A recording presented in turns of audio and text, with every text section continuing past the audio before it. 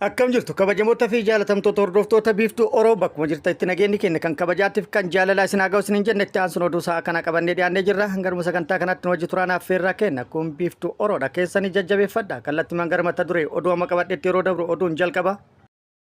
Muummichi ministeera Itoophiyaa Abiy Ahmad doolaara biliyoona hedduu baasuudhaan gara hawaa imaluufi jedhamee jira. Inni kun immoo ijoo dubbiitii fi yaada hedduu fi gaafilee hedduu kaasee jira. Yaada ka'e keessaa tokko mootummaan hojjetaa isaatiif mindaa kaffaluu dadhabe doolaara biliyoona hedduu baasee hawarra hin deema jechuun waanuma hin yaadamne jechuudhaan kan yaada kennanillee jiru. Inni kun immoo ajandaa wacaati jechuudhaan kan yaada kennes kan jiru yoo ta'u yaadonni birallee jiru bal'ina isaa qabannee jira. Oduun inni itti aanu oduu oolmaa Oromiyaati. Oduu oolmaa Oromiyaatti lolli loltoota mootummaatti fi waraana bilisummaa Oromoo gidduutti deemaa jiru. Akkuma itti fufetti jira waraanni bilisummaa Oromollee bakkoota hedduutti loltoota mootummaa hedduu hojiin ala taasisuun injifannoo argadhaa jira jedhee jira. Baha Oromiyaatti loltoota mootummaa 200 ol addunyaa kanarraa godaansisuu fi akkasumas kan madeesses baay'ee akka ta'an odeeffannoon nu ga'ee jira qabannee jirra. Gama mootummaatiin immoo maaltu jedhame waan jedhamu isiniin kenna. Oduun inni biraa lammiilee Itoophiyaa 47 Suuditti murteen du'aa irratti murtaa'e dabareedhaan nama lamaan baasuun murteen irratti raawwatamaa jiraachuu odeeffannoon nu ga'e ibsee jira. Waan baay'ee nama gaddisiisu. Namoonni 47 kun dirmannaa gaafataa turanis qaamni isaaniif dirmate tokkollee kan hin jirre akka ta'e eeruudhaan ammallee dirmannaa gaafatanii jiru. Dabalata oduu kanallee qaba.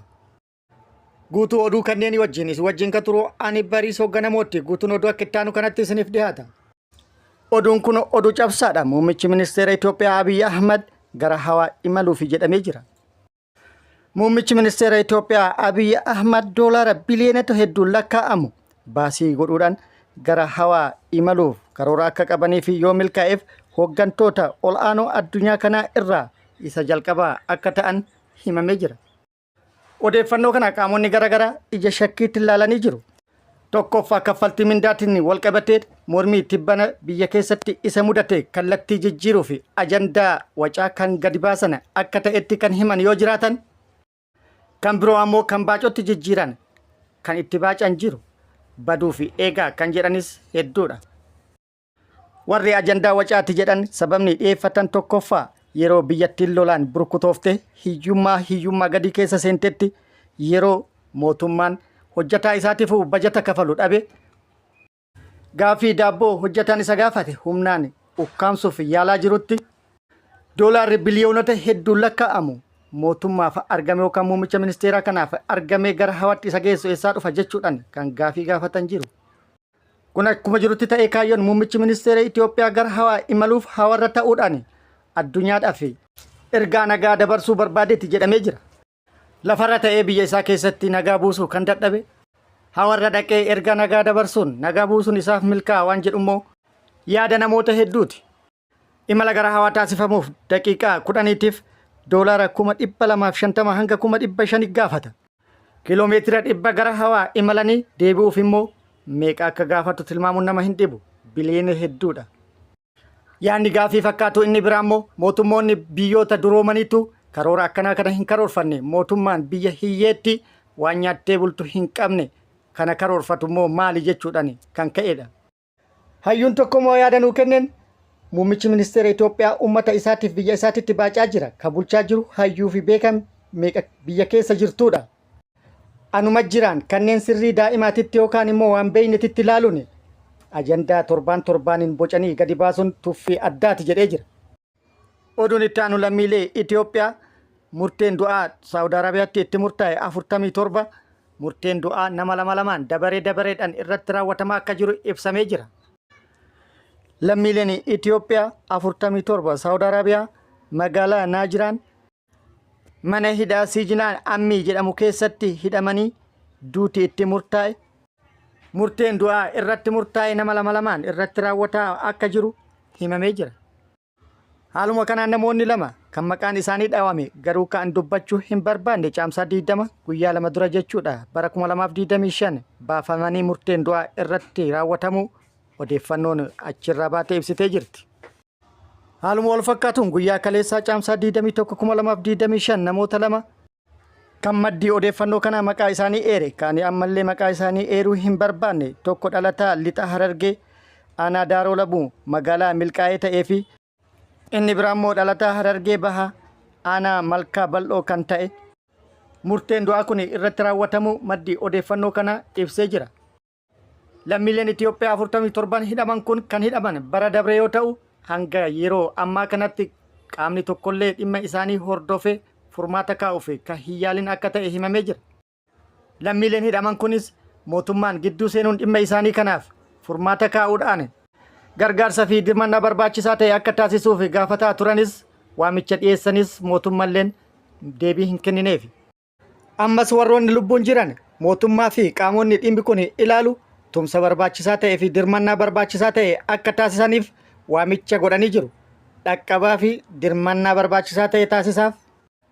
Oduun itti aanu oduu oolmaa Oromiyaati. Oduu oolmaa Oromiyaatti lolli loltoota mootummaatii fi waraana bilisummaa Oromoo gidduutti Oromiyaa bakkoota garaagaraatti gaggeeffamaa jiru akkuma itti fufetti jira. Lola Oromiyaa bakkoota garaagaraatti deemaa jiru kanarratti waraanni bilisummaa Oromoo haleellaa loltoota mootummaa irratti raawwatuun miidhaa guddaa irratti dhaqqabsiisuun hedduu isaanii hojiin ala taasisuun meeshaalee waraanaa hedduu irraa hiikkatuun kasaaraa guddaa mootummaa irratti dhaqqabsiisaa akka jiru ibsee jira. Haaluma kanaan waraanni bilisummaa Oromoo zoonii giddugala Oromiyaa lixa Shaggar aanaa Adaa Bargaatti loltoota mootummaa irratti tarkaanfii cimaa fudhatuudhaan miidhaa guddaa irratti dhaqqabsiisuun injifannoo boonsaa irratti argadhe jedhee jira.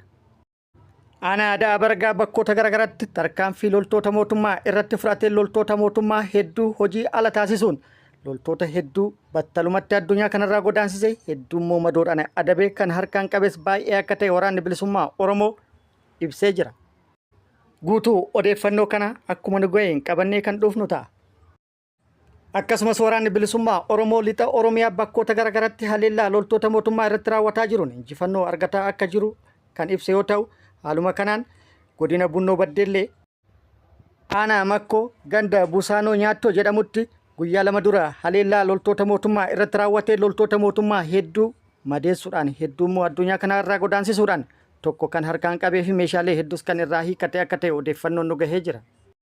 Oduun injifannoo inni biraa baha Oromiyaa irraa kan nu gahe yoo ta'u oduun injifannoo baha Oromiyaatti tibbana argamaa ture isiniin gahaa turre dabalata oduu kanaa qabna. Waraanni mootummaa humni qindaa'aan koomaandoon deeggarame caamsaa 17,2025 baha Oromiyaa Harargee lixaa aanaa Daaroo Labuu akkasumas Arsii bahaa Araddaa Cabbii ganda Qorii bakka jedhamutti lola ture irratti waraanni bilisummaa Oromoo ol aantummaan xumuruu injifannoo guddaa irratti argatu beeksisee jira. Humna guddaa wal makaa koomaandoon deeggarame kan meeshaa waraanaa gurguddaa hidhate kan hanga funyaanii hidhatuudhaan bobbaafame waraanni bilisummaa Oromoo haleellaa irratti raawwatuudhaan 200 ol addunyaa kanarraa yoo godaansisu 75 madoodhaan akka adabe odeeffannoon nu ga'e kun ibsee jira. Aanaa Daaroo Labuu Araddaa 40 fi Arsii Bahaa Araddaa Cabbii ganda Qorii bakka jedhamutti humna guddaa bakka 4tti qooduudhaan waraana mootummaan bobbaase guutumaan guututti haala jedhamuu danda'amuun hadheetti hidhuudhaan waraanni bilisummaa Oromoo haleellaa irratti raawwatuun guutumaan guututti hojiin ala akka taasise odeeffannoon achirraa nu ga'e ibsee jira. Mootummaan humna guddaa achitti dhume kanaaf gadda isaa ibsatee jira jedhamee jira.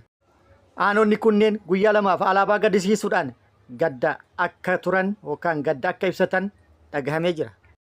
Haleellaa bakkoota garaagaraatti irratti raawwatamaa jiruu fi miidhama waraana isaa irratti dhaqqabaa jiru kanaan kan aare mootummaan akka guutuu Oromiyaatti opereeshinii labsuun dhagahamee jira.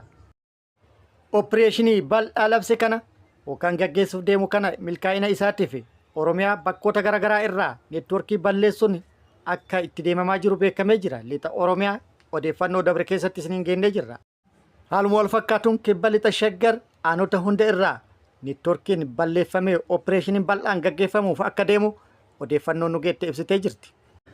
Oduun itti aanu miseensonni waraana mootummaa mooraa waraana mootummaa gadi dhiisuudhaan iddoo garaagaraa irraa gara mooraa waraana bilisummaa Oromoo dhufuu itti fufanii jiru.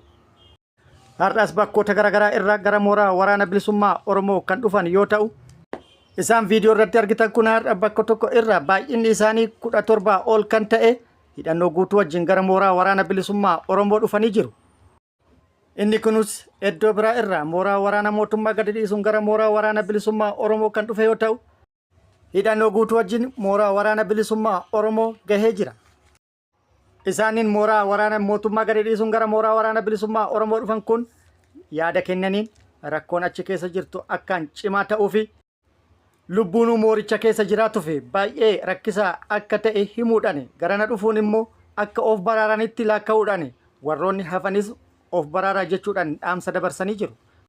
Waraanni bilisummaa Oromollee warroota dhufan kana simannaa ho'aa fi simannaa gootaa taasiseefii jira jechuudhaan warroonni hafanis gara mooraa waraana bilisummaa Oromootti akka makaman waamicha taasiseefii jira. Kabajamoota fi jaalatamtoota hordoftoota biiftuu Oroo oduu namaaf qabadhe kan hanga ammaa kana guutuu oduu wajjin kan ture ani Bariisoo Ganamoodha. Hanga yeroo itti aanutti deebinee wal agarruutti nageenyi Rabbi isiniif haa baay'atu. Nagaatti nuu turaan immoo hawwii kenna. Nagaatti nuu tura.